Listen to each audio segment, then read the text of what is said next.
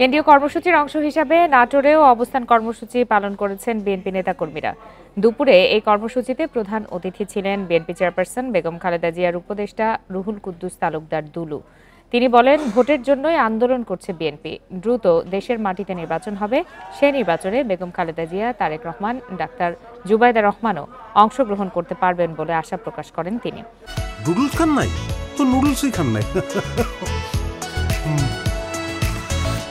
এ সময় নির্বাচনে অংশ না নেয়া প্রসঙ্গে বিগত সরকারের সমালোচনা করেন দুলু। একই সাথে কোনো বিশৃঙ্খলা না করে নেতাকর্মীদের ঐক্যবদ্ধ হয়ে কাজ করারও আহ্বান জানান বিএনপি চেয়ারপারসনের উপদেষ্টা রুহুল কুদ্দুস তালুকদার দুলু।